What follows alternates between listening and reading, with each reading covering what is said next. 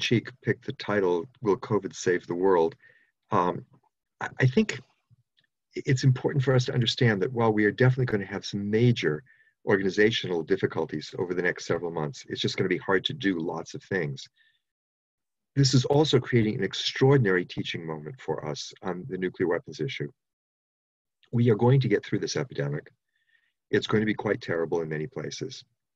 And it's already, caused an enormous toll internationally and here in the United States. And I think that's going to unfortunately get much worse.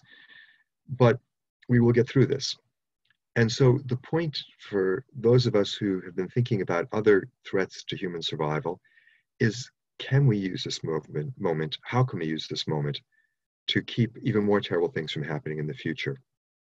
And the point is that the president said that this epidemic crept up on us or snuck up on us. I don't remember the exact phrase he used. It didn't. We've been warned about this for decades. I mean, I was doing a little bit of research for an op-ed piece that I wrote last week. Back in 1989, Joshua Lederberger, the Nobel laureate, convened a meeting about emerging epidemic threats. In 1992, the Institute of Medicine issued a whole report on the fact that we would be facing new pandemics, like the 1918 worldwide flu outbreak, and that we needed to prepare for them.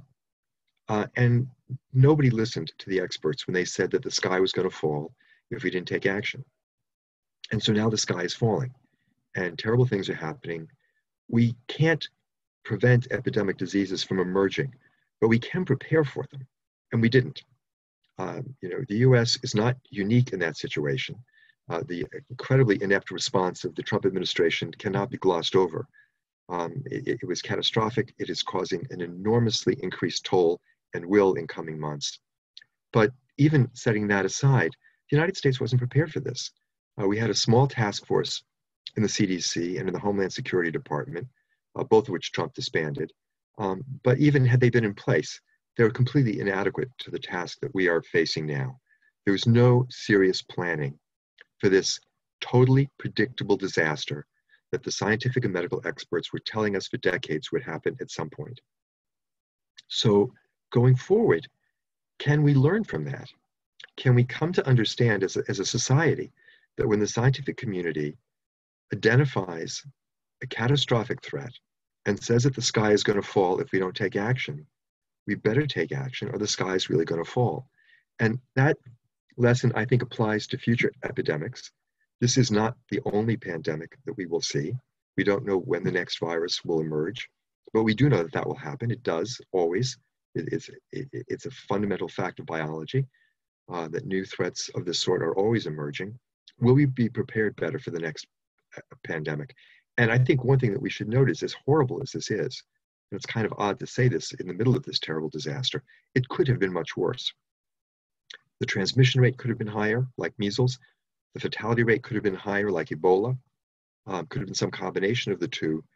The next epidemic may be even worse than this one. And so we really better take the lesson from this seriously in that regard and be better prepared with a better public health structure, with in-place supplies of material that the medical community needs to fight an epidemic like this, and with a much better plan for organizing the country to deal with a crisis like this, and for other countries similarly to prepare themselves. But beyond the threat of another pandemic, this obviously has enormous implications for our work on nuclear weapons, and also for work on the climate crisis. Because with both of these two existential threats, it's a similar pattern. The experts have been telling us for decades that if we don't make major changes, if we don't do something, terrible, terrible things are going to happen.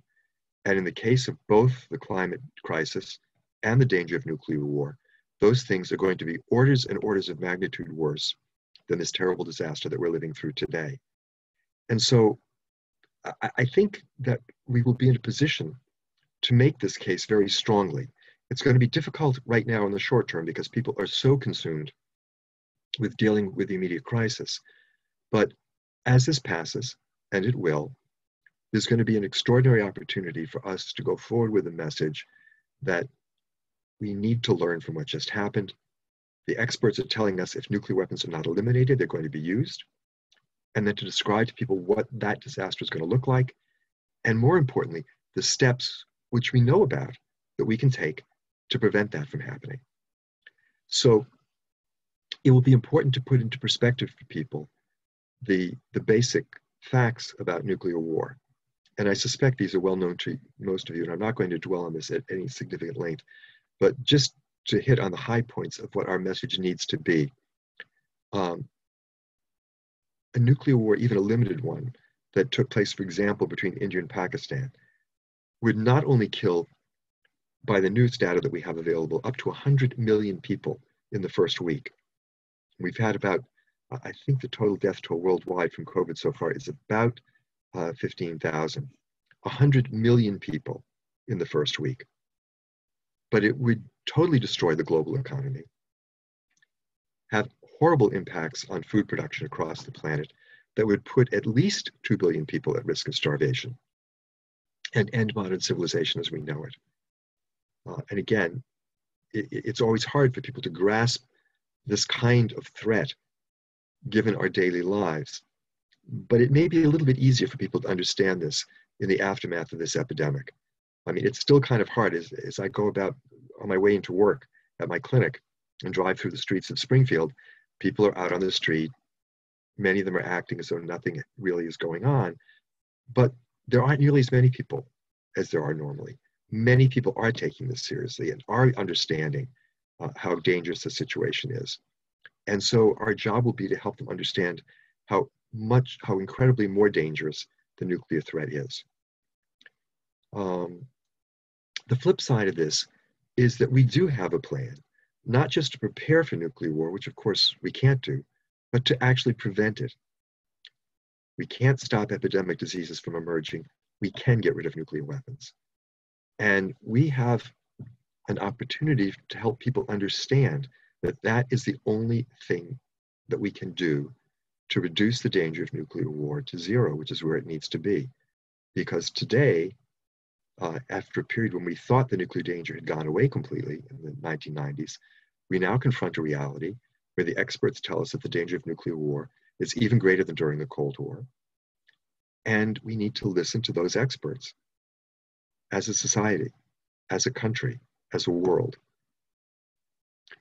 Here in the United States, the answer, I believe, to the situation is the Back from the Brink campaign, which has really struck a very responsive chord in people all across the country and offers a very specific concrete blueprint for how we can avoid this disaster.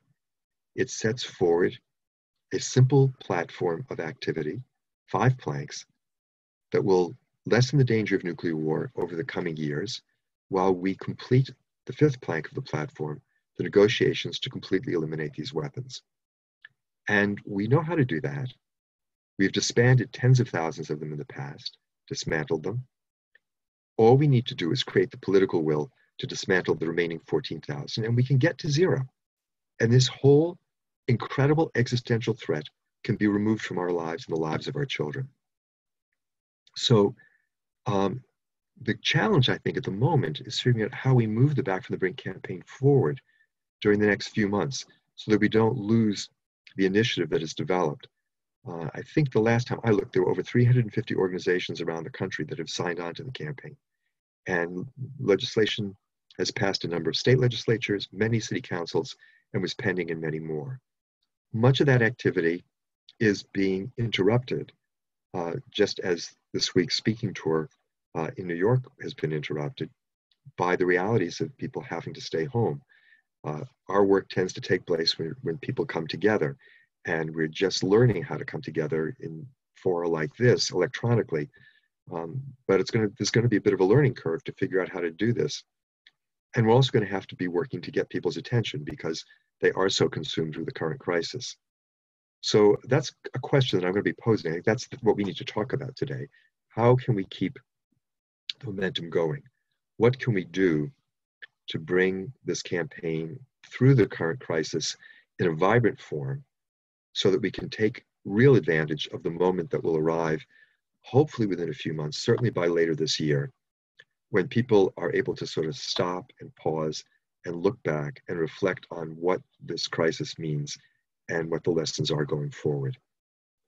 Um, there are other things I can talk about the, the issues related, the data that we have recently generated about nuclear war, and I can bring that up later. But why don't we move into sort of a discussion mode at this point about the thoughts that people have of how to basically sustain this movement. How can we use a forum like this? Many of the people on this call are members of groups which have already endorsed Back from the Brink. There are some, I believe, groups on the call that have not yet, and I hope that they will soon. But how can we all reach out to people who are not already on board and get them even now to be starting to talk about this? That's the question.